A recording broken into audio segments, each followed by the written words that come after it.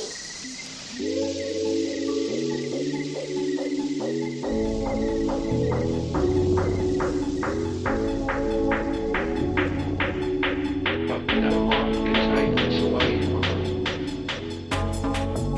everybody. Welcome to another episode of the Find Your Model Health podcast, the official podcast for those looking to optimize their long-term health and weight goals, and more importantly, understand how their body really works. I am your host. I'm Shemaine Linney. I am a nutritional therapist, integrative health practitioner, and biohacker. I'm very happy to have you back with me for another part of your day and our first podcast guest of the new year. Super exciting. Before I introduce him, I will remind you that the information in these podcast episodes is for informational purposes only and should not be taken as medical advice. Please consult your health practitioner before making any lifestyle changes.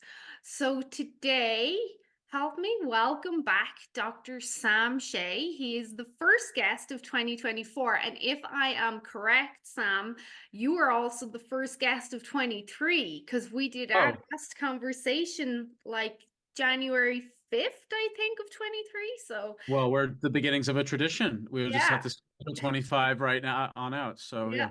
Total coincidence, though, I will be honest, I didn't plan this. So, Dr. Sam Shay, DC, IFMCP solves health puzzles for busy, health-conscious moms, mompreneurs, and adults with Asperger's so that they can exit survival mode and re-enter community. Known as the friendly lab nerd, Dr. Shay specializes in functional lab and genetic analysis for data-driven results. Dr. Shay is also a stand-up comic. Check out his stuff. He's quite funny, using clean observational comedy to help educate and entertain people. And I asked Dr. Sam back because I wanted Sam to come on. He is one of the experts that I follow on everything related to genetics and methylation, along with a few others, but I highly respect his perspective and his educational approach on this topic. Last year, we kind of touched on genetics and fat loss and that sort of stuff.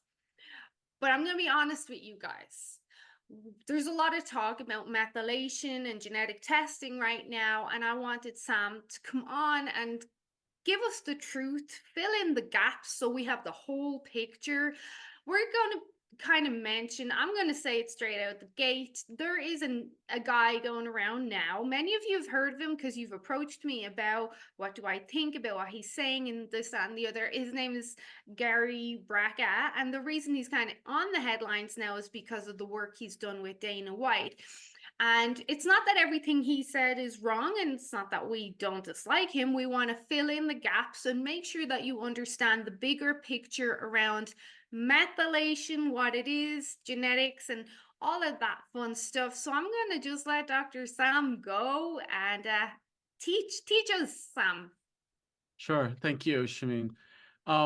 So the episode, basically what happened is Gary Brecka did a podcast with Joe Rogan in late last year, and Gary's team helped Dana White, who's the head of the UFC, come back from the brink of insanely high triglycerides, really high blood pressure that wasn't being helped by medication, and all these other health issues, thyroid issues, and so other things that were really screwing him up. I mean, and it was very likely, given the way he was describing Dana's health. And by the way, Dana's published all of his bloods online, has openly talked about this. So it's a full permission to discuss. And he's no stranger to controversy. And I mean, in some small way, it may be some clever marketing thing, because the more you talk about Dana White, the more you look at UFC, which supports his business. But also, the guy, I think, generally feels tremendously better. And I do applaud, for sure, Gary and Gary's team for what they've done. And the podcast itself focused on 5 genes. And this is the 5 genes surrounding methylation, specifically MTHFR, MTR, MTR, AHCY, and COMT. And we don't need to unpack like what those actually stand for. I mean, you can win a Scrabble tournament if you want a first name basis with all of these genes. But that's not the point. Not to show off how polysyllabic one can be. It's that he focuses on 5 genes within the methylation pathway. Gary, when I listened to the podcast, I very much respected how good of how articulate a teacher Mr. Brecko is. Like how good he was very good at simplifying the concepts down to understandable language. He covered a very wide range of topics from like the history of seed oils to what the importance is of methylation, how it influences blood pressure, amongst many other things.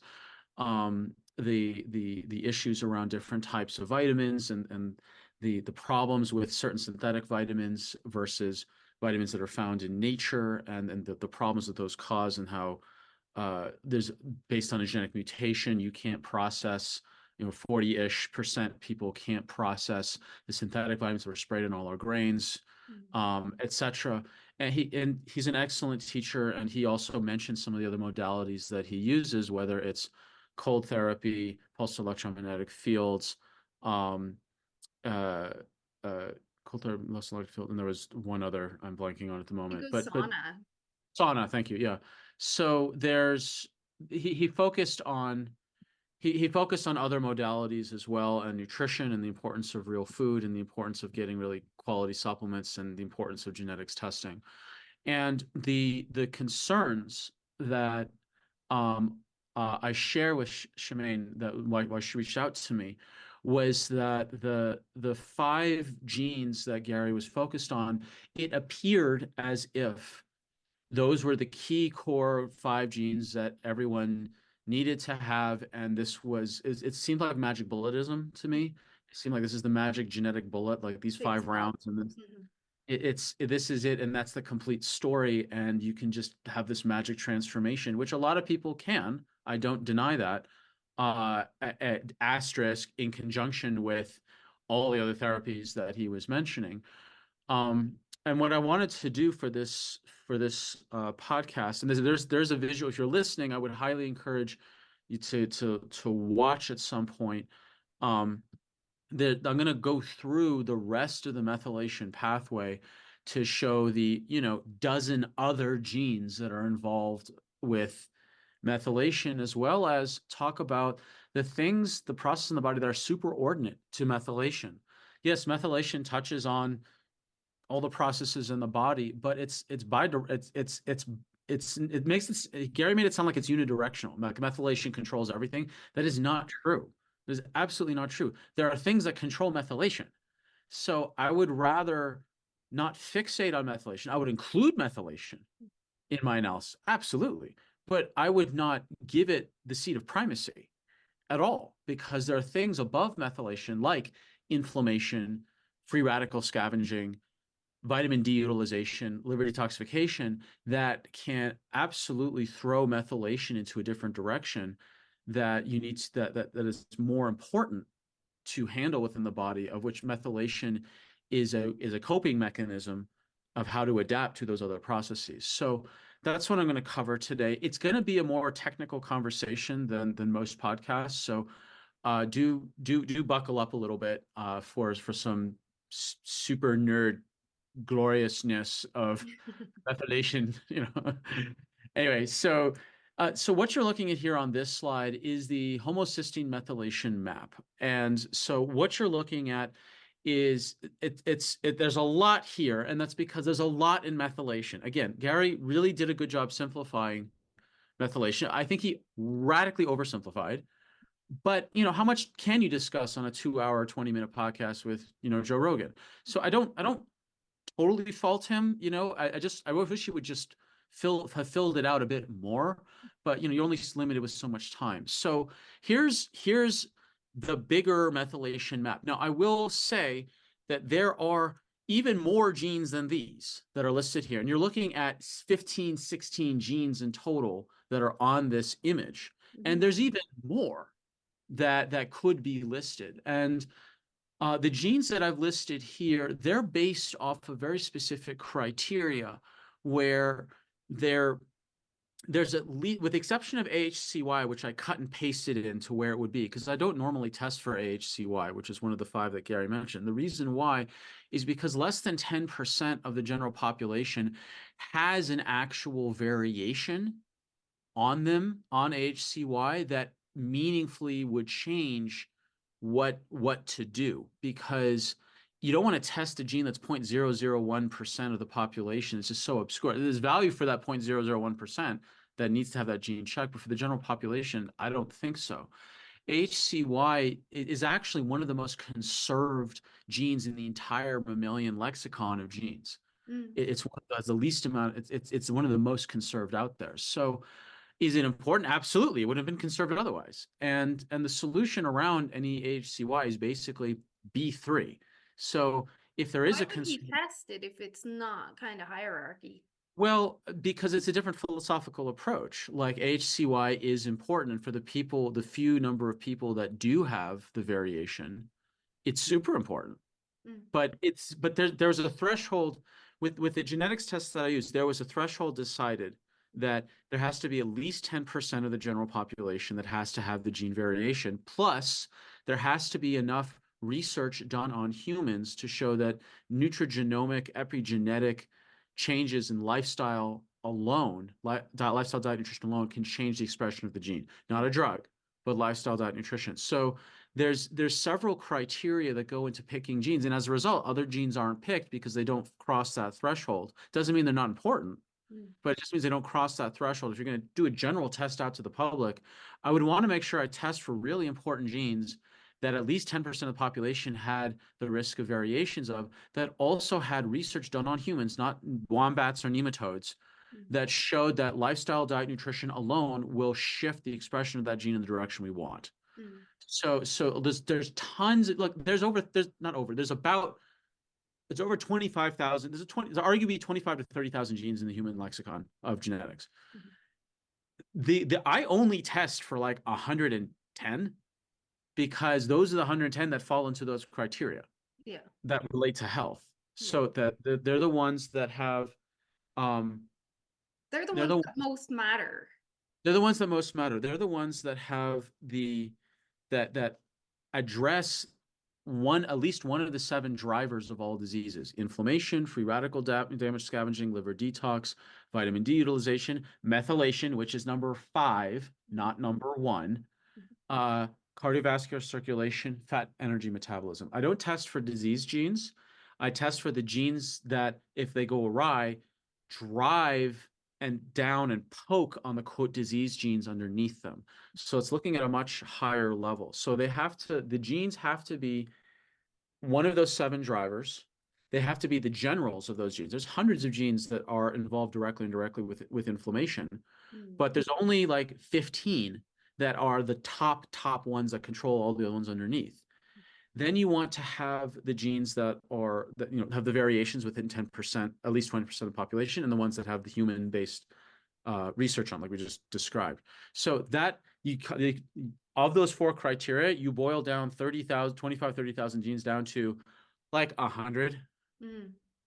And that's the level of analysis I look at, is the very high level, most important ones. Now, of the 5 Gary picked, 4 of them fall into that criteria. HCY did not.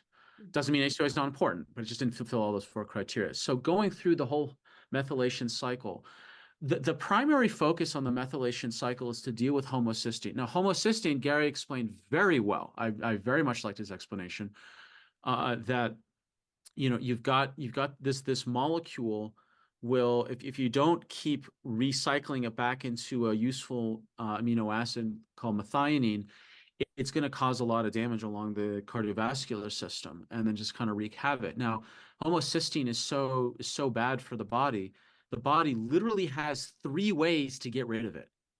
Normally, there's only like one process, at most 2, Mm. to like transfer something. I mean, I'm sure there's other biochemical pathways that have multiple ways to remove a thing, but to have 3 really intense ways to get rid of one thing is it shows you just how bad homocysteine is. Mm. So homocysteine can be taken through what's called the folate cycle, which was where Gary was focusing on, which is, you go, there's MTR, there's MTR, there's MTHFR. By the way, there's MTHFR1, there's MTHFR2. So Mm. there's actually another one that's right there. There's a second one there. So homocysteine goes through the folate cycle. And this is where, it's called the folate cycle because it needs folate. And folate, also B12, also B6, also B2, and there's other nutrients involved. I mean, he only touched on really the folate issue and the versus the folic acid. So homocysteine goes through the folate cycle, which is very efficient. It's the preferred method to go back to methionine, and then methionine then converts using SAMe, use through and then go through other genes like the COMP gene, and SAMe becomes SAW, and then it passes through AHCY, and then it goes back into homocysteine, and then it can hopefully go through the folate cycle and just keeps spinning through. Now, if the folate cycle breaks down, there's an indirect pathway which uses BHMT, which basically uses trimethylglycine, which is another molecule that he described to quickly you use TMG is also called betaine, Mhm. and which is made from choline, but the enzyme is zinc dependent. So choline and zinc are two very important things uh, to that are needed for that betaine or trimethylglycine dependent gene or enzyme. So the genes make the enzyme. That's what the genes are for. They make the enzyme to convert homocysteine back to methionine using this indirect pathway. You don't really want to use that pathway because you deplete your choline stores quickly, and you need your choline for many other things. But your So body that's wants our to get. backup pathway. If we are deficient in all the B vitamins, we've got this backup pathway. Yeah, that's the backup pathway. And then there's the third pathway called the transsulfurase pathway or the CBS pathway. And that's where you use B6 and zinc and also several liver detox genes to convert homocysteine into taurine, hydrogen sulfide, and your friend and mine, glutathione. So homocysteine, interestingly enough, can actually have a pathway to convert into glutathione. So it's a complex cycle. It requires multiple different types of B vitamins. It requires a couple minerals. There's zinc in there. Magnesium is used in the COMT pathway as well. Iron is indicated in some other places as well. Different amino acids are used in different parts, like glycine and serine. Trimethylglycine betaine, we described that before. Choline. There's several important nutrients that are involved in this methylation pathway, and so to give a summary, the five genes that Gary mentioned, very important, no doubt about it. There's just some other ones that are there also that can be analyzed from a genetics perspective as well. And to limit yourself to just those five for $600, that's not to me that there's much more value you can get than that. And again, I appreciate his level of simplifying things down.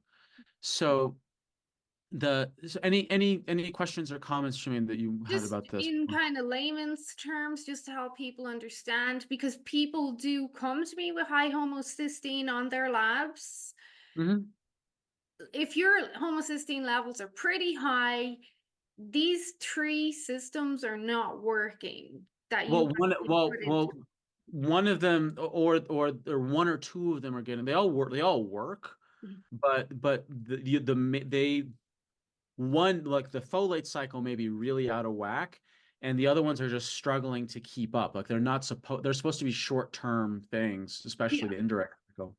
Yeah, so Um, that was what I was alluding to, is that they're not working adequately, and that is going to be because of different environmental and epigenetic factors as well. So dare I say, if you have this high, you got to look at the bigger picture before you try to get too granular. well, that's a perfect segue into the next segment, which is why would homocysteine be high in the first place? I didn't know that. Yeah. That's a perfect segue. So the next section we're going to cover is methylation is not the top priority in the body. Inflammation is.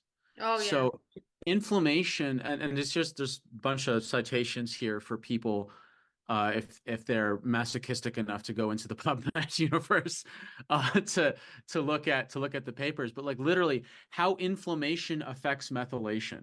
There's four citations here. And then I'm like just gonna stop you there because you can make me sound better with my clients. Is if I had $1 for every time I spoke about inflammation, I would not be doing this anymore. right. To the general public, it's just an umbrella term of inflammation. Obviously, me and you understand the intricacies, but like no matter what you're trying to achieve in your body and health, you have to address inflammation first. It's present everywhere. You have to address it. Right. And let me speak to inflammation then more specifically. What is it? What's the point of it? And why does it go on awry? The point, I always take things when in doubt, always go back to evolutionary biology. Always, always, always, always to get a big picture understanding of why things are the way they are. That's my lens. If I'm ever confused, I go back to evolutionary biology and start there. Mhm. The point of inflammation is like cortisol. It's not bad for you. It's useful in acute situation to get you out of trouble than an immediate harsh emergency. It's really bad if it sticks around for a long time. That's inflammation. So the point of inflammation is, say I'm a hunter gatherer and I'm out with my hunting party and we're trying to take down an animal that's 30 times our body weight using a pointy stick. That's hunter gatherer. We're going to take down a giant animal with a pointy stick. Now, there's a very high likelihood one or more of us is going to get bitten, mauled, gored, trampled, uh, or clawed, or whatever. Yeah. So, what happens if I'm bit? If I'm bit, what is it? What is a bite wound? It is a tissue damage, the rendering of flesh, of tissue damage. Mm. So there's physical damage to the Yeah. structure plus an injection of pathogens from the saliva and dirt in the teeth and whatever thing it just ate 20 minutes ago. So I now have an injection of infections plus tissue damage. The point of inflammation is the body sends in emergency repair to repair the damage. Those are red blood cells. And it sends in an emergency immune system. Those are called white blood cells to take out the infection. Now, you want to block off and wall off that area to prevent the infection from spreading, and you have to shut down what's happening in order to repair it. Like you look at a building in any big city that's doing repair, that's like scaffolding all around it. Like it is partially functional, it is a mess. And it's just, you got to just do all of this stuff. You got to expand the outside to then work on it and repair it, get all the junk out of it, whatever happened to it. So, so inflammation is there to heal and to disinfect. That's the whole point of it. But the problem is when something is inflamed, you lose its function. So that the building doesn't function as well anymore. What if you have hepatitis, your liver is now not functioning because it's inflamed. It's on fire. Like if you have pancreatitis, like your pancreas is on fire. You have an emergency you're dealing with. It's not working because it's dealing with all these other things. Your elbow, if it swells up from a bite wound, it's not working properly because it's needing to repair and deal with the potential infection. So that's the point of inflammation. Now, for people like me who genetically are over inflammers, I had an evolutionary advantage as a hunting party member to survive short-term injury during the hunt compared to my lesser inflamed party members at the expense of long-term chronic issues from being hypersensitive to over-inflaming. Mhm. But my less inflammatory prone hunting members, if they didn't die from a hunting accident, they were going to live longer because they were less inflammatory prone. So that's the trade-off. That's how evolutionary biology works. Evolution does not give one hoot about me. It Mhm. gives a hoot about my lineage. Yeah. And it makes sure the lineage survives by throwing these little gambles out across multiple people in the same lineage. And you're a little more inflammatory prone, you're a little less inflammatory prone. You detox estrogen more readily. You detox estrogen less readily, which is a good thing if you're in a fat-starved environment where calories are hard to come by. So you want to hold on to your estrogen with two hands as opposed to readily getting rid of this precious, expensive estrogen. But if you're in a high calorie environment, you should get, you want to be able to process it out more because otherwise it can accumulate, have estrogen not dominant issues. Like you can go through line item by line item and go through the evolutionary trade-offs in order to ensure the lineage survives. Nature has ensured there's a variety of different genetic expressions that all recombine through sexual reproduction at every generation, and you just create a new combo out for the lineage to keep going. That's the whole point of inflammation, and that's why people have, quote, bad inflammatory genes. They're not bad. I don't have bad genes, even though my inflammatory genes are terrible. I'm They're not misplaced. bad, they're terrible. No, they're terrible for this environment at this point in time in human Yes. history. Hmm. They're perfect for a high injury prone Paleolithic hunter-gatherer environment. I would have survived way better, way And better. me, because I'm like not hypersensitive to inflammation at Yeah, all.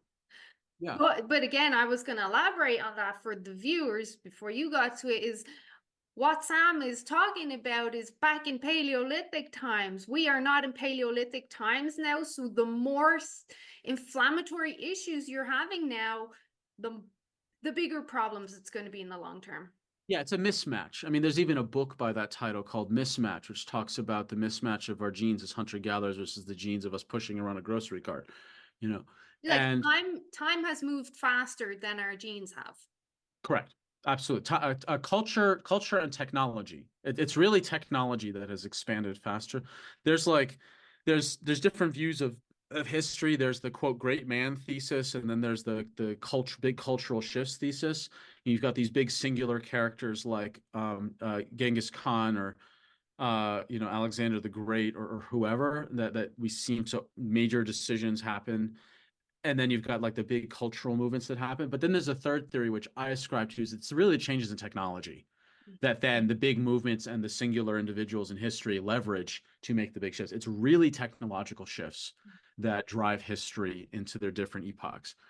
So we have Paleolithic genes in a space age technology environment, and that's the mismatch. So uh, going just to kind of bring this back down to what's practical, Mhm. you want to get your genes for inflammation checked in addition, not to exclusion of, in addition to the methylations, because the inflammatory genes are the most important ones. And here's the 15 most important ones based on those criteria. Interleukin 1, there's three interleukin 1s, interleukin 6, interleukin 8, interleukin 18, TNF alpha, three CRP genes, which are the acute phase inflammation proteins in the liver, two COX genes, COX, and then the anti-inflammatory genes, the three interleukin 10s.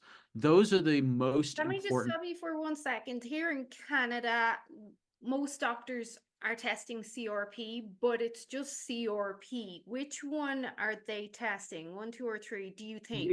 It's usually if they're testing and they just say it's the one, it's usually the dash one of the individual genes. Usually there is the RS code underneath, which you can be definitive about it. Like we don't want to get lost in the hieroglyphics and hexadecimals of all these gene these gene designation names, but this is a problem because there are multiple variations of different types of genes, and the nomenclature does get overly complex. So that's why the RS designations, which are very long, we're talking, it's basically the area code and phone number of the gene to dial in exactly what gene you're looking at. So the most famous ones on here are interleukin 6 and TNF alpha, because they're major keystones of the inflammatory pathway. The most important ones, I believe, are the interleukin. Like these are all the most important of these 15, the most important. But the most important, in my opinion, are actually the interleukin 10s. They're the ones that put out the fires of inflammation. So even if you have a small campfire, but you have no way of putting it out, it's going to leave a burn scar. So the interleukin 10s, it's like, do you have a fire hose to put out your inflammation, or do you have a little squirt gun? Yeah. So that's inflammation, and inflammation controls methylation. Like if your house is on fire, you need to deal with the fire, not with everything else.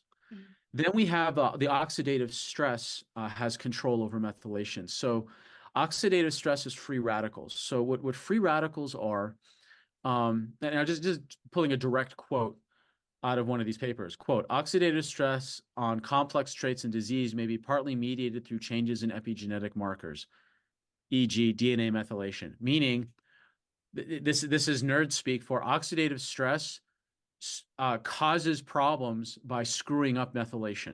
It's not the other way around. Yeah. It's not methylation causes oxidative stress. It's the oxidative stress causes methylation problems. So um, the now there is some level of bidirectionality in these things, and that this is it's I guess my statement wasn't entirely true that methylation problems don't cause oxidative stress. That's not entirely true, but the what Gary left out was there's other things that control methylation, and dealing with free radicals is one of them. And what I wanted to put here was this is out of the book Switched On, and it's showing how free radicals work. And they're the most important place to quench free radicals is in the mitochondria. So 95% mitochondria is where, and Gary talked about the energy production that you can get either 2 ATP uh, or 36 ATP if if your mitochondria is working. If it's not working, you get 2 units of ATP. He made a slight mathematical error. He said 16 you get 16 times the amount of energy. 2 to 36 is technically 18, not 30, not 16. Also, the liver, and this is a pedantic point. So like this is ultra pedantic, and the liver actually you can get 38 units of energy in the mitochondria because the liver has got an extra bonus thing going on with its mitochondria to get an extra 2 units of ATP. But that's Yeah. it's kind of a non necessarily salient point. The what is salient is that in order to make all that energy, and I have a whole separate podcasts on explaining mitochondria, and this we don't have another 30 minutes to go Yeah. through Yeah. all the I can mitochondria send stuff. them to me and I'll link them up for people who Okay. want to go down the rabbit hole. Thank you. So basically, mitochondria, think of mitochondria as an electricity factory, and the factory is a wonderful metaphor. Mitochondria factory. So a factory needs walls. We call those sphingolipids. The factory needs machines. These are vitamins. The factory needs computer chips to run those machines. Those are called minerals. Mm. The I think when I gesturing with my hand, Zoom picked up that I was raising my hand to ask a question. That's Like in school. all this AI stuff in Zoom is all the rage at the moment. Anyway, so uh, so you've got minerals, which are the computer chips that run the machines. Mhm. You've got conveyor belts that help move things along. That's like CoQ10 and also the little inner membrane. And CoQ10 is actually a massive molecule. It's enormous Mm. molecularly. Then you've got security guards, like the immune system to keep the infections and vandals from screwing it up. And then you've got to have janitors that uh, clean the place up and make sure that sparks don't fly everywhere and set the place on fire. And that's what the free radical scavengers are doing. MN SOD, superoxide dismutase, and catalase. Sorry, this glutathione peroxidase, catalase, and superoxide dismutase. Those are the ones. Those are the three janitors. And MN SOD, that stands for MN stands for manganese, or I call him Mr. SOD because the head janitor. Mr. SOD is the head janitor, Mm. and you need to have the head janitor has to take the two superoxide radicals, and then it takes two of them and it combines them to hydrogen peroxide, and then glutathione peroxidase and catalase then take those two of those hydrogen peroxides and converts into oxygen and water, which is amazing. And Gary actually alluded to this, that you actually generate uh what did he say? It was like 100 gallons of water a day in your Metabolic system. water. Yeah. Metabolic water. And this is metabolic water. Like you go you make your body weight in ATP a day. Mhm. You 10% of your body weight is mitochondria. This is metabolic water. This is how your body makes water uh, in uh, in the cells. Kind of like the So camels, how the camels do it. right. I haven't interviewed a camel recently, but I don't I didn't realize that they It's next up on my list. So the camel's humps are filled with fat, not actually water. And when they break down the fat, it becomes metabolic water. okay, got it. I didn't know So that. metabolic water is one of the byproducts of breaking down fat cells, even in humans. Okay, got yeah, that's correct. So I didn't realize that can that that's how camels did. That's very clever. Yeah, definitely interview a camel for your next book. I'll let you Ask him how that's done. Uh, know. so uh so the point of this is I'm showing you the three most important genes for free radical scavenging because these are the three main janitors in the mitochondria that generate 95% of all free radicals in the human body. 95%. So and it's free radicals like I showed before. It's free radicals that can really screw up methylation. So I would want to know the top three genes that control free radical damage if I'm very concerned about methylation, because these three would influence the methylation. Mm, The next thing is vitamin D utilization. So there's vitamin D, and I just released a whole bunch of videos on my YouTube channel on understanding the vitamin D pathway, awesome. and also a video of Mr. Sod. I actually got a little picture from Canva of this happy janitor. I was very happy to see that and put in I'm the gonna video. check that out. Yeah. Um, and so the vitamin D utilization has its own control over methylation, and so vitamin D, and Gary even said this, vitamin D is the most, and I agree with him 100%. Vitamin D is the most important nutrient in the human body, in my opinion, next to like water. Mm, It's vitamin D is the most important vitamin. It controls, it's estimated between 3 and 5% of your entire genome. yeah. 3 to 5%. That is for one thing. It is so important. I've actually debated with the genetic scientists who put all these panels together about why are the vitamin D receptors considered priority 27 and 28 when I think they should be priority 1 and 2. And the reason why I say that is because what I've noticed in doing hundreds and hundreds and hundreds of these genetics tests is that the people who struggle the most with chronic illness and chronic diseases, with only one exception in my entire career, It's vitamin they D. all had double reds or double yellows in their vitamin D VDR genes. And the person with the double greens had horrific stress in their life, like death of a child, and which is probably the worst stress any parent can possibly go through. And of course they would develop, and totally understandable rather why they would develop something chronic with that level of stress. And everyone else was like straight up double reds, double yellows, mostly double reds. And I went back to Dr. Beaver, and who put this together. By the two interviews of him on my website as well, on my YouTube channel as well. If people want to be super nerdy and talk to the guy who put this panels together, um, the I asked him. I said, "Look, Dr. Beaver, I see a pattern. I've Mm, seen enough people to see it to call it a pattern. Please go back and check the database, and go check your other top genetic clinicians because they've got the numbers to actually see patterns. I want you to see if double red VDRs, especially double reds, have a correlation with chronic illness." He got back to me in a couple months and he said, "You're absolutely right. There's absolutely a pattern of the double reds," and that's why and when it was a collegial argument, when at the genetics seminar, I was seeing this pattern years before I was seeing it emerge, and I said, like, I think there's something here. But then I came back to him a while later after I had way more tests to back up my hypothesis. So Are you aware of the recent research around vitamin D3 deficiencies and COVID outcomes?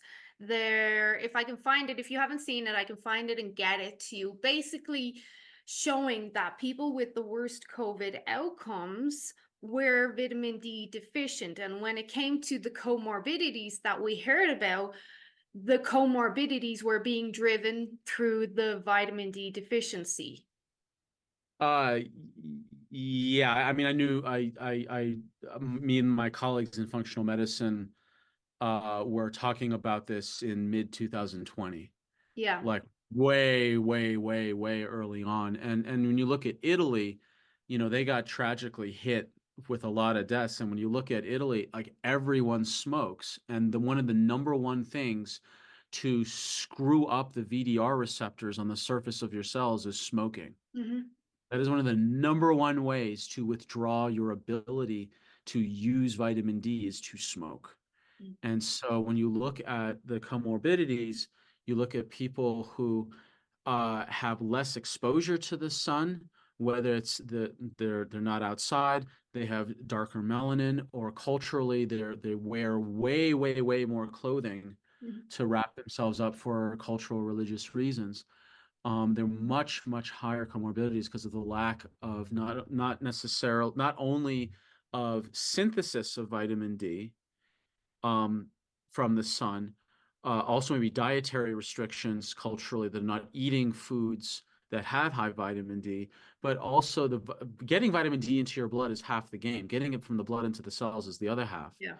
And that's where the VDRs come in. VDRs is the receptor. It's the docking site for vitamin D to actually dock on the cell and enter into the cell to navigate and stimulate the genes to deal with primarily inflammation and infection.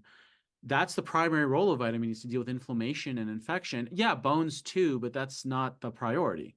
The priority is to deal with inflammation and infection. So, And it has uh, a direct impact on mitochondrial function as well. absolutely. I mean, vitamin D. I mean, it's like if it affects 3 to 5% of your DNA of your DNA, and the bulk of that is dealing with inflammation and infection, the ramifications are just staggering. I mean, even some of the other components that vitamin D does, like it keeps the tight junctions of the colonocytes tight. And they're literally called tight junctions to keep the cells that line the colon tightly knit together so nothing leaks through. Like literally the leaky gut, one of the causes of leaky gut is low vitamin D Yeah. because your gut can't stay stitched together. So vitamin D has its own control over methylation. And so I would want to know, if I am so concerned about methylation, I would want to know my VDR genes, like for sure. I mean, if it were me, I would want to know my VDR genes more than the inflammatory genes, hence the argument with Dr. Beaver. But so this is just another example of things that are superordinate to methylation. And then lastly, I want to talk about detoxification Mm. has its own control over methylation. Now, here's an example, like as a direct quote here, environmental toxins such like toxic metals can alter epigenetic regulatory features such as DNA methylation, histone modification, and non-coding RNA expression. Heavy metals influence gene expression by epigenetic mechanisms and by directly binding to various metal response elements in target gene promoters. Okay, so this is a lot of Jargon. this is there's a lot of words. There's a lot of genetic word salad here to um, to talk about how toxic. If you can't detox toxic metals, it's going to screw up methylation. Now, remember what I said in the mitochondria. You need minerals. They're computer chips to run the machines Mhm. inside the factory. One of the ways that heavy metals are so damaging is that they swap out the heavy metals swap out the minerals in the it's a lesser computer chip to go into the machine. So it's like trying to run a 2024 MacBook Pro with a 1997 Mac chip. Yeah. It's not going to work even remotely So I as spoke well. about this yesterday for my Uh, followers who are kind of understand what you're getting at. Molecular mimicry, that the heavy metals can, and vice versa, they can displace each other. If you have, yes, displace. That's the right word. Yeah, that was the word I was looking for. They yeah, displace the minerals in for the machines. Yeah. yeah. So I'm a big pusher of minerals, mineral water because people get obsessed with heavy metal detoxes and they overthink a lot of it, and for the general population it's too complicated if we can approach it simpler. So one of the ways I was discussing that was through mineral displacement. If you can flood your body with good minerals, we can help displace some of these bad heavy metal minerals. Yeah, there's many different theories when it comes to detox. So many. And I'll just list off a couple of them. One is the you must there metal bad, get rid of immediately, urgently. So it's the get rid of the metals philosophy. Then there's the let's give the body all the nutrient, let's flood all the body with all the nutrients it needs Mm, to make things sufficient and let the metals and the toxins be displaced slowly over time as opposed to forcing the issue. yeah. And then there's other theories on, well, let's improve the exits, the exit rows Mhm. to not necessarily push metals out the door faster and exceed someone's metabolic capacity. But if the metals are trying to leave and the doors are blocked, well, that's not the metal's fault. Yeah. You know, let's not try to pull the metals out through a really tiny exit door. Let's just open the door much bigger. So you have people that focus on lymphatic drainage first, or then you have people that focus on just using lots of binders in the gut first to help remove the burden and kind of use binders as a third kidney. So you poop things out as opposed to try to metabolize them through the gut, through the blood system, through the liver and kidneys and out. You just try to bypass that. So those are three major theories around detox and the where I mean, as long as we're here, like, where do I stand? I stand on, well, it's case dependent. So it really depends on someone's resilience and their timeline. If they have very high resilience, uh, and they are really keen on getting rid of things quickly, then you can do the let's remove things. Like if they're already pretty sufficient and they're sturdy, then doing the let's just remove things quickly approach, that can work with possibly some blowback called a Herxheimer reaction. Now Herxing out, what a Herx reaction out is like, we're literally looking at the detoxification panel right here. What Herxing out is when your phase one exceeds your phase two. Mm. So the best way to understand detox is it's a washer dryer system. I learned this from one of my mentors, Dr. Kalish. It's a washer dryer system. So when you have dirty clothes, I vague memory we talked about this on the last podcast. Maybe. Uh, maybe. So The the last washer podcast was 90 minutes. We spoke about a lot. we covered a lot of stuff. Okay. So the washer dryer system is so you have a dirty t-shirt, you put it in the washer and it's now wet and rinsed off, but now you have to put it in the dryer quickly because if you don't, you just keep it wet, it's going to get moldy and it's going to be worse than if you hadn't washed it in the first place. Yeah.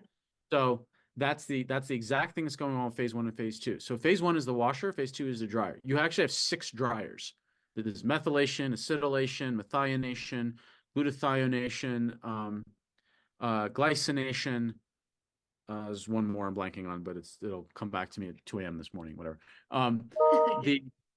The what will happen is that if your dryers aren't clear to go, if they're jammed, if they're full, if the dryers are broken, if they're lacking the amino acids or whatever, if they're lacking the amino acids or they're preoccupied or they're overwhelmed or something else, and you just put all this wet laundry in and there's no place to dry it, then those toxins, the toxins that go into phase one, they're actually more dangerous after phase one because now they're like really that they're made into what's called an oxide radical. They're made more reactive so that the amino acids in phase two can glom onto them, and now these toxins are now heavier and can be pooped out and gotten rid of because the liver throws bile, detoxes, puts in the bile, puts in the gallbladder, and the gallbladder ejects bile into the large intestine to then small intestine, excuse me, to then be traversed out as poop. And so that's how your body will get rid of a huge chunk of its toxins. The other way, major ways through the kidneys.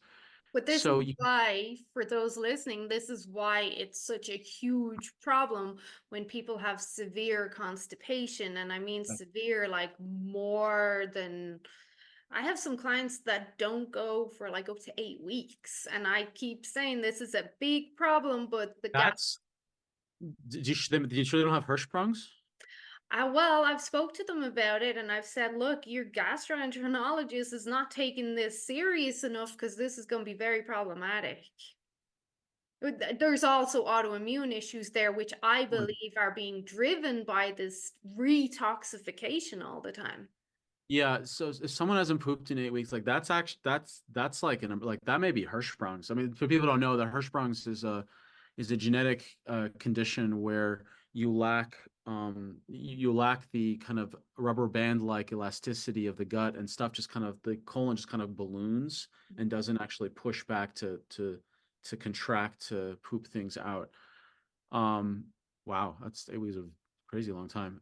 It's not like totally uncommon. Like I've heard it from a few people. It's not, but even if we were to reduce that time frame, anything more than 3 days, starting to have some problems there. Totally. So people can Herx out or have a Herxheimer reaction if they don't have enough of the amino acids to, oh, if the dryers aren't working. So people exceed their ability to detox, it creates a problem. So long and the short of it, the detoxification is dealing toxins in a poor detoxification capacity also can affect methylation. Now, and also methylation is one of the detox pathways. This is a bidirectional thing. Like there is a back and forth here. So the last thing, one of the last things I wanted to cover here. Um, one thing I forgot to mention earlier on. I wanted to just publicly thank Dr. Fortuno, who's a geneticist, and she's the one who helped me collate a lot of these research articles. Mhm. Uh, and she did the vast majority of I collaborated with her um, for this presentation. I found one of them, but she found the rest of them, and just want to really appreciate her diligence. I'm more viewed as like the communicator, not the researcher. Yeah, I just want to appreciate her publicly, Dr. Fortuno. thank you. The the other genes I want to mention was just the AHCY. Now, sorry, it's not Doctor. Gary talks about HCY as a mood-based gene. Now, the reason why HCY is not involved in this particular research in this panel of 110 genes is because there's a lack of general research. There's a general lack of research on the impact of the variants as opposed to other genes in the same pathway. HCY is highly conserved, so it's very unlikely there's a variant in it in the first place. And B3 is a major cofactor, which people should be taking in their multivitamin anyway. So there's not like some major thing to do Yeah. aside from the obvious, which you'd be doing anyway. And it's we'd want to focus on other genes that have real consequences in the wider public that something can really be done about it. MAOA, and if we're talking about mood, MAOA and COMT are way more investigated and important Hmm. for mood issues. And so I wanted to show like what like MAOA. So there's MAOA 1, there's MAOA 2. Now, this is one of those cases where green dot, red dot actually doesn't mean green good, red bad. It means you have different risk profiles associated with. So I'll show you an example of here's a green dot MAOA1 and a red dot MAOA2. And the a green dot MAO1 is, increased risk of reduced spatial memory, addiction, and worse response to antidepressant drugs, amongst other things. Red dot MAOA2 is increased risk of aggression, aggressive traits, and basically more prone to anger. Whereas a red dot in MAO1 is like depression, OCD, panic attacks, ADHD, schizophrenia, and chronic fatigue syndrome risks. Whereas a green dot in MAO2 is that it's lower risk of aggressive traits. Now and so there's basically four different quads. You can have two green dots in MAOA 1 and 2. You can have a green red. You can have a red green. You can have two reds. So there's four different things combinations. Now this is one particular combination I wanted to point out, which is very, very, very, very important. People who have a red dot MAOA1 and a green dot MAOA2 have an extremely problematic relationship with alcohol. Like these are your violent drunks. violent. Like these people must absolutely stay away from alcohol at all costs, even though ironically it says you're less prone to anger, asterisk alcohol. Mm. Okay, so this is a combination that as a public service announcement for people who are super nerdy on their genes or they want to get their genes tested, you must stay away from alcohol if you have this combination. So that's so people looking for mood genes. There's better options than AHCY. And there we go So back to our vitamin D again as well for this mhm, playing an important role there. absolutely, yeah. So the things that help all MAOA1, all of them is exercise and stress management. All of them. There's some other extra things that can be done for some other variant combinations, like vitamin D and quercetin for MAOA-2 if it's a green. Mm. So, uh, so these are the genes. This is kind of the big picture stuff I wanted to cover. That the 5 genes Gary talked about, they're very important. He explained them extremely well, but it's insufficient. There's about a dozen more methylation genes to really look at, and to also understand that inflammation controls methylation, oxidative stress or free radicals control methylation, vitamin D controls methylation, and then there's a relationship with detoxifications, bidirectional, that also influences methylation. That we really need, if we're very concerned about methylation, we really need to look at the bigger picture lifestyle, environmental, and genetic factors that are superordinate to just those 5 methylation genes.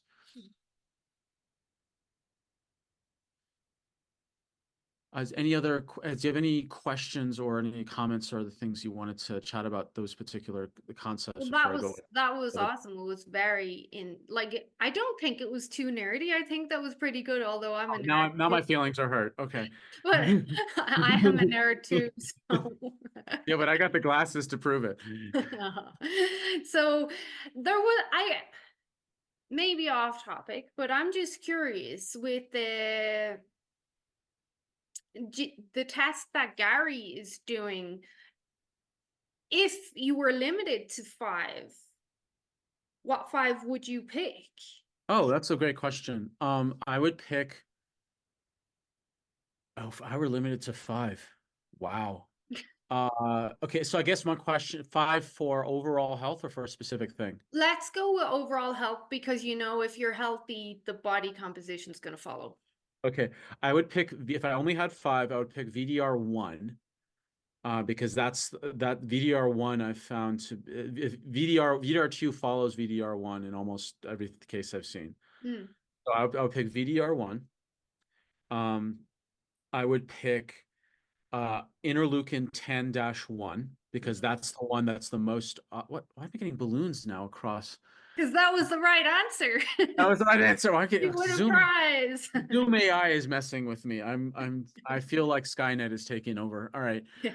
Um I would pick VDR1, I would pick interleukin 10-1, I would pick interleukin 6, I would pick TNF alpha, Mm. and I would pick MN SOD. Yeah, Mr. Sod. Those I meant Mr. Sod. Those would be the 5, and look, it's a real, like, I would throw Compton there as like number 6. Yeah. I would put Compton because it so influences people's mood Mm. and their quality of life. Um, I think from like an overall what will affect everything the most, Mental health. those would be the 5 if you had to pick 5. Yeah. Yeah. And it's Yeah. not that VDR2 isn't important, it's that I can get the information I need from VDR1 Yeah. They're almost kind all of the time. working in tangent. Pretty much. I wouldn't need VDR2 to corroborate VDR1. Yeah. That was the one thing through the conversation, I was like, what 5 would he pick then? Because I'm gonna make my own test and I'm gonna All use right. You're gonna make your own chest to start 600 like Gary is. Okay. What will be your 5? I'm curious. well, definitely the ILs. CRP, I've always liked the CRP tests. COMT, because you see COMT issues a lot in women, especially cycling women, and Yeah, yeah. mental health. If you don't have your mental health, the ability to make other lifestyle choices are going to be pretty tough there. I would agree with that. Mr. Sod, because you convinced me that he is one of the primary catalysts that we need working in our favor. It tickles me when people are now first person to now proactively say Mr. Sod on my thing. That I feel very seen. Thank you. That's You need to trademark it. It's like I have a term fairy dust and everybody uses it now, like when I'm okay. thinking about nutrition. Right. But these words help people understand more. Right. And then probably, like you said, because of the importance of the MAO, probably testing that because of the violence that we're seeing in society nowadays. Maybe that would be a good test just to. Well, it would be, but the solution, so just to go into I had a period of my life where I was studying the nature of violence, partly because I experienced a lot of it growing up. And there is one variable that can reduce overnight 50% of all murders, all rapes, and all violence Mm, across the entire world, and that's alcohol. yeah. If you just got rid of alcohol, 50% of all of those things would be gone. So But, and but then the idea, can you tell me then why were all the off licenses and liquor stores allowed to stay open when everything else was closed? well, That's a different rabbit. that's just lobbying. That's not who. And I don't think there's anyone under the illusion that the liquor stores are open for health reasons. Hmm. The it's yeah. I mean that's a much wider, frankly, more depressing conversation. Um, but the idea of that there's a culture of violence, that we live in a culture of violence, or it's on school camps a culture of violence. It's like, no, it's a culture of alcohol. Yeah. And that if your culture of violence is 50% of that is literally statistically tied to one thing, don't call it that culture of something else. Call it the culture of that thing Mhm. that accounts for 50% of the thing you think it is. Yeah. So that would be the first step. And I think there's a level of, the problem is that when people are drunk, they they know what they're doing is wrong.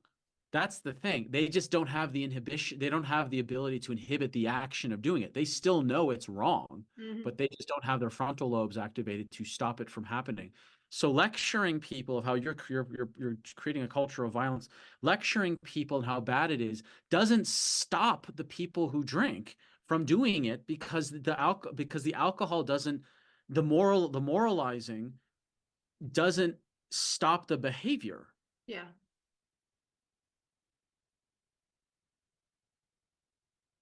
Are you still there? Looks like we have frozen. I don't know if that's your end or my end. Oh, you're back. I'm back. Oh, Yeah. I don't know if okay. it was you or me. Totally froze there. Okay. Maybe Skynet was So the upset. mom is Dang talking it. about alcohol. It's talking about alcohol. I know. So I'm Yeah. sorry, Skynet. You can go But have not your. only the violence aspect for our followers, like, and I'm sure you agree with me, like alcohol in itself is going to slow down detoxification of hormones. It's going to affect how your body burns body fat, how you lose weight. I haven't published it yet, but I have. One of the things I've done is that the genetics program that I run, I'm completing a online course, an online DIY self-directed genetics course, so people can get their results. That's pretty and cool. then and then like it's I've developed this in the year since we've spoken. Mm. I've created a program that people can get their 110 genes, and then they get their custom report around what to do. And then if they want to go super nerdy, they can go into the individual genes or gene patterns in the back end and really dive deep. And I spent 20 minutes. I have one of the one of the panels I run is understanding your trigger foods. Yeah. And trigger foods includes some genes on alcohol detoxification. And just on that alone, one of the videos on alcohol is 20 minutes, where I talk about the entire history and socio-political, like the entire reason why alcohol is around, and the dangers of alcohol metabolically, and that's just one of those videos. So if people want like a complete genetics education according to their individual genetic readout, not of 5 genes, but of like 110-ish, Mm. and then I would recommend like investing in doing this kind of DIY program. And there's When even will other, that be available? it's available now, and Okay. so it's the course is I've recorded 80 of the 130 something videos, so Yeah. there's plenty to do in the meantime, and then it's just it's being built out, so people are getting what they're getting a price right now, which is not, we're in the full course because it's in development. Yeah. They're getting kind of reduced rate, but there's still plenty of Discount. stuff to do. And so with the genetics that I offer, it's a package of 6 actual tests. There's the Achieve Your Natural Weight, which covers the the 7 drivers: the inflammation, free radical damage, liver detox, oxidative stress, or that's the free radical damage, methylation, vitamin D receptors, cardiovascular circulation, and the fat and energy metabolism. This is also the one where if you're concerned about the genetic fault lines you've inherited, this will tell you what are the drivers you need to shore up and exactly how to address them. The Find Your Ideal Diet, that's the one that looks at, are you keto, Mediterranean, paleo, or high carb? Trigger foods look at your reactions to coffee, gluten, alcohol, salt, histamine, caffeine, and food triggers. Vitamin D absorption, like can you actually utilize your ability to synthesize vitamin D from the sun? Immunity genes like vitamin C, zinc, and other inflammatory genes. And then eating behaviors, like are you genetically wired to overeat, overcrave sugar, overconsume sugar, avoid bitter foods? This there's lots and lots in all of there's lots of great information in all these different panels, and they're all done together to create a synergy. And I would really strongly recommend people, if they want to invest in genes, then invest in not 5 methylation genes, but in 110, of which includes like 15, 16 methylation genes and all these other things as well. I know Uh, people are going to ask is a lot of my followers are based out of Canada. Are you saliva testing for no, this? they're cheek swab. It's cheek swab. Yeah. So it's a really simple, super simple cheek swab, and it can be done in like a minute on each side of the cheek, and you're done. Awesome. And then it's sent off to the lab. And also uh, for your viewers and listeners, I've got a couple ebooks. One is on your biohacking on the 10 pillars of health, which and functional testing. And I have 2 books on genetics. One on the full all the different panels we talked about, and one is specifically on how you can genetically determine your optimal diet using this very system. So one of the things Gary didn't cover was how to know what diet you should have based on your genetics. Yeah, he He gives you nutrient tips, but not specifics. Yeah, so I would want to know if I'm genetically optimally suited for keto, paleo, Mediterranean, or high carb. I want to know my relationship to histamines, my relationship to salt, my relationship to caffeine. I have the gene for caffeine-induced anxiety and depression, which is Which really sucks important for to know. you. Yeah, I had bulletproof coffee ever, and I was a jittery mess. And I was conflating anxiety with energy. I Particularly for wonder the if you paired it with like 6 grams of glycine or something. Maybe you could. I tried. Okay, let me give you what I put in this thing. I made I my coffee had, first of all, like all organic, the mold free, Single blah blah. estate, yeah. Okay, I put in coconut oil, coconut milk, cardamom, clove, turmeric, burdock, cinnamon, um, uh, there's like 3 other things or 4 other things, amino acids, and salt. Um, I have the recipe I made somewhere. Man, when I made it, it was like this cacao. I put in cacao. It was like this It's like a Moroccan. meal. It was like a food group. It was like this chai Moroccan mochaccino, like Bar- yeah. bliss bomb. Yeah. But I was the caffeine just so I had a red dot in the CYP A1A2 and the Adora 2 something 1 R1. I can't remember the exact designation. Um, I cannot do caffeine. I just can't do it. I don't care how much I buffer it with all these spices and fats and amino acids. I'm just a mess. So I had to switch to an adaptogenic adrenal tea Yeah. that tasted 80% like coffee. I put in dandelion and burdock as well into that. But that, like, those, everything else bar the burdock and now dandelion sounds great, but burdock is so strong in its flavor in a way. Well, I have a few other flavors to mask it with in my little truck. So how are you with decaf? Because decaf still has like 4% of the caffeine. Decaf is better, but I'm just better off not. I'm super sensitive to caffeine. I just can't. I just really can't. It's really frustrating.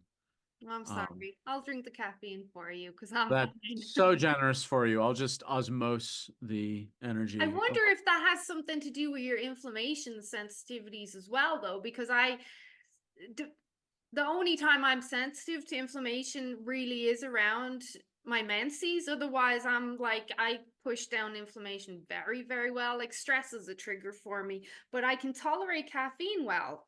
So I wonder if there's some sort of correlation there. So I'm very pro-inflammatory, and I'm sure that there's if I'm inflamed, then it's going to globally, like, inflammation is superordinate to detoxification.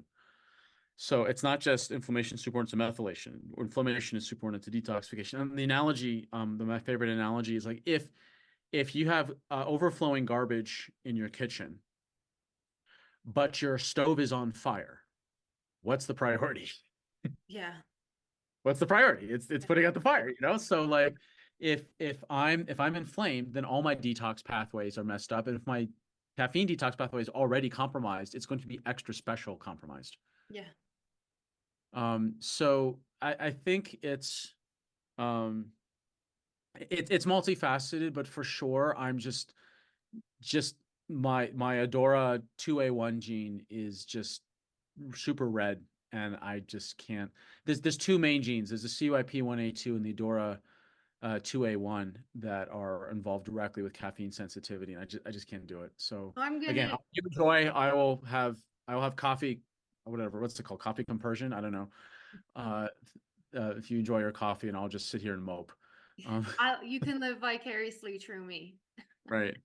So Or mope. there's one question I'm going to ask now because I know my listeners, I know them well, and I Yeah. know they're going to ask this.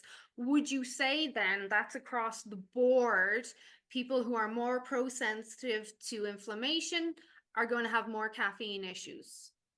I'd say people who are sensitive to inflammation are going to have more problems to all things, and that are a burden of this modern world that we're not because we're in a mismatch of our environment. So you're going to be more sensitive to you're going to be more sensitive to foods that are artificial or processed. You're going to be more sensitive to all the extra environmental particulate in the air that didn't exist, except in the regions where there's a lot of volcanic activity or an asteroid hit within the recent Mm, enough that you could have lived, but the dust plume didn't kill you off all outright, but just hung in the air. Or forest fires from whatever that wafted over into your region. it's a lot. Um, so there are I mean, look, there are people that went through a bottleneck of selective pressure that have, you know, hundreds or even 1,000-fold X increase in their capacity to get rid of toxins because they were in an evolutionary bottleneck because they were next to a volcano. Mm, Their tribe just survived there, and the people who were sensitive to the metals died, yeah. and the other ones, the lineage lived on that were able to detox. So there is also, I would say globally, I would say yes, and people who are inflammatory prone would have more problems with caffeine, and as long as everything else, along with And everything everything else. else. Yeah. Well, Sam, it's not often that I say this conversation was epic. I think it's very understandable, but this conversation has been epic. Like so many takeaways to this. Okay, it was nerdy, but it wasn't too nerdy. I think people, Hurting my feelings, Shameen. Oh my God. it's all right. I'll send you some dandelion tea in the post. The least Zoom could do is pop up a nerd emoji just by my face showing up on camera. Like I feel so unseen by Skynet right I now. don't even know what those things were. That was the first time I've seen them, and I do a lot So of these. so what happens is I gesture a lot. So what happens is that like the AI thingy in Zoom is I know we can test all this out. We're gonna make funny faces or whatever. Um, the Zoom, unless you turn the feature off, it'll automatically set your hand gestures to create. I mean, look, I just have to put it on my standard operating procedure before I get on a podcast to shut that thing off, so I don't throw It's balloons never out. happened before. I think it's an update. It's a very recent update to Zoom, and I don't know if the US has a different Maybe. Zoom update I don't schedule know. compared to Yeah. other parts of the world. That goes back to what we were saying, like technology is well ahead of us. Right. I get very uncomfortable when my Instapot is smarter than I am. Look, I don't even know what an Instapot is, so there you go.